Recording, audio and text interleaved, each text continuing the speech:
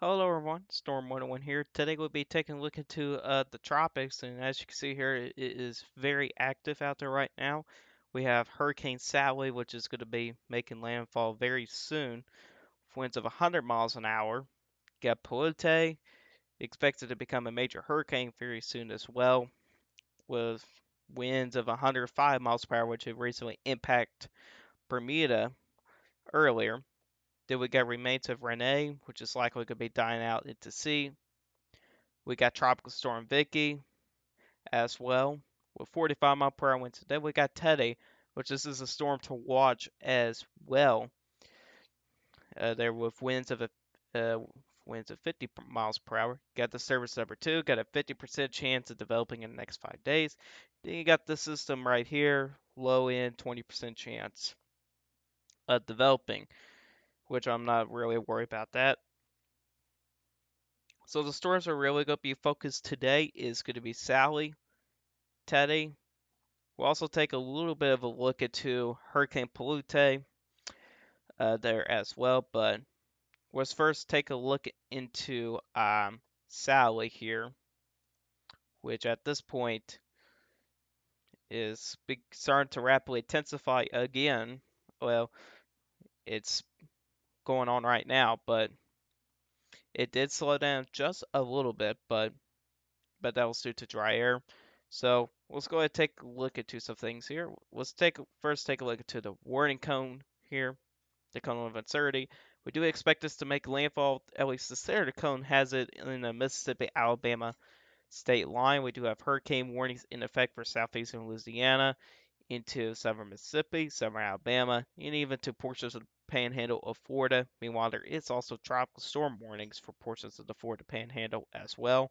We do expect this to make landfall as a Category 2 hurricane, although a Category 3 hurricane, I'll say I'll give it a pretty low chance on it, but the bad part about this here, it's going to be slowing down, which is not good. You can see by 1 o'clock by tomorrow, it doesn't make much progress at all. It's still over the waters as well. Then finally, by Tuesday night, about 24 hours from now, it will finally make landfall. If it was moving as fast as Laura, it'd probably be making landfall early tomorrow morning, but for this system here, the bad news is it's going to be moving extremely slow, which is really bad for storm surge and also for flooding as well. And that's going to be one of the biggest threats to it. Let's take a look at the rainfall forecast. The rainfall forecast for kind of for New Orleans here, the numbers have really dropped since there's been eastward shift, but around Mobile and some of these areas could see 15 to 20 inches of rain, which is a lot of rain. And 6 to 10 inches, which is quite widespread, is still a significant amount of rain. You can likely see some flash flooding in some of these areas. For areas even in the 4 to 6 inch range, you can still see some flash flooding there as well. Your reds is 10 to 15 inches, which it's even popping up just a little bit in the mountains of South Carolina as well. And it was dark green, 2 to 4 inches of rain, which is still a decent amount of rain. Then it was light green areas, that's 1 to 2 inches, which is not that bad. And here's a little bit of a better look into it here.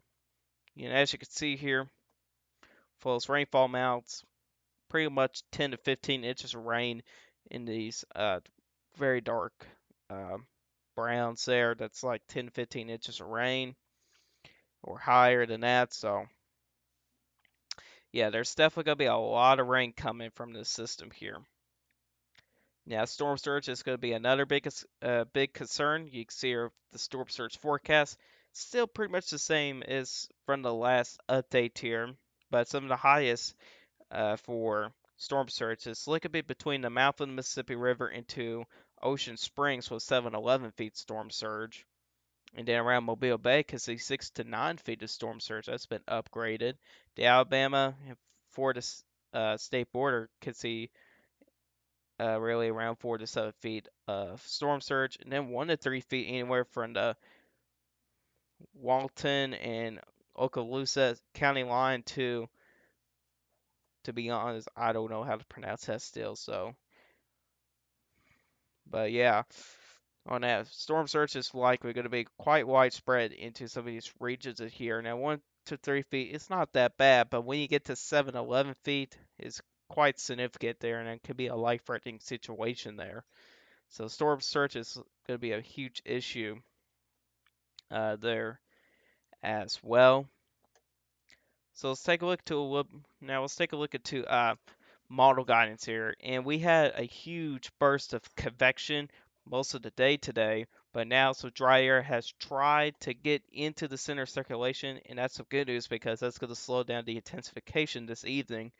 However, we are starting to see some new convection to develop on the south side of the system, so that's not good news there, and that's going to at least try to wrap around Sally here. So some good news and some good news and bad news for right now for Hurricane Sally.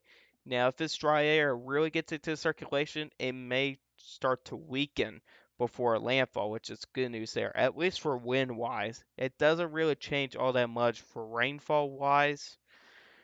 I mean, dry air, you can't get rain for dry air, but it's still going to be moving very slowly, so you can still see quite a bit of rain, even though there could be some dry air.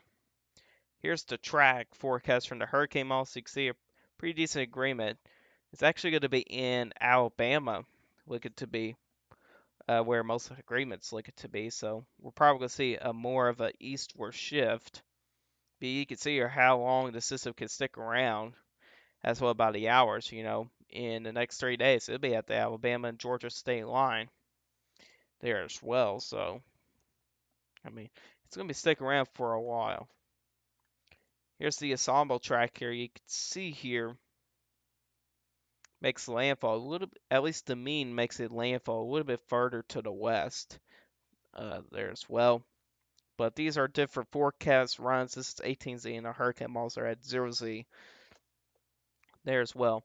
Now here's the hurricane models for the intensity. You can see only a couple brings it to a low end category 3, but I think it's going to be a more of a mid to high end category 2. At least that's my forecast right now. Probably 110 mile per hour winds.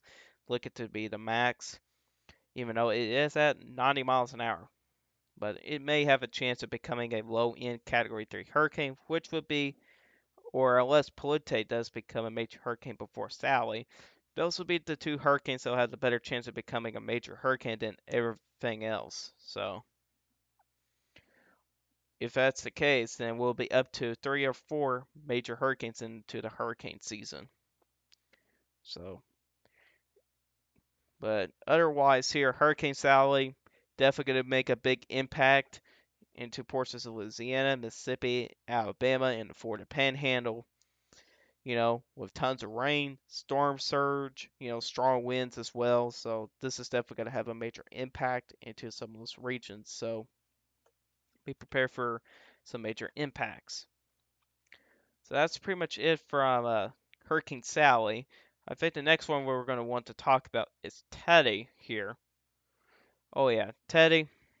I honestly forgot about Teddy becoming a major hurricane. This also has a good chance of becoming a major hurricane as well. So you got 3 storms that's the possibility of becoming a major hurricane right now.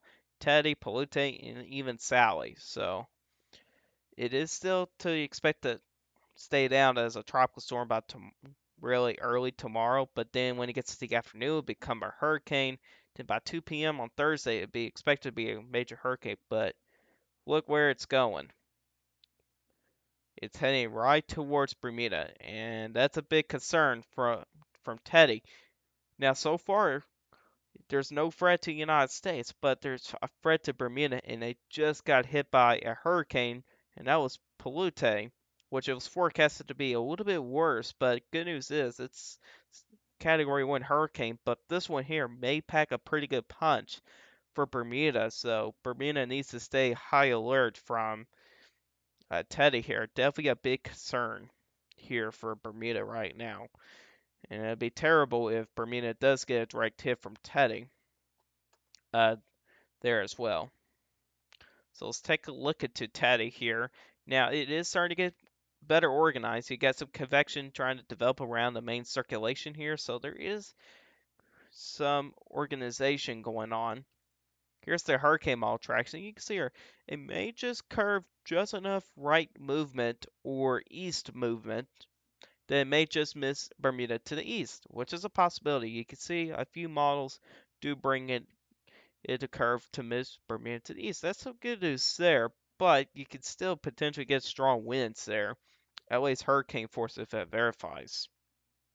But it won't be too bad if you it won't be as bad as, can you get direct hit. If you get direct hit, then you can get the worst of the winds there as well. GFS Ensembles actually brings it a little bit further to the west, more into Bermuda, but there's still quite a large spread in the model guidance.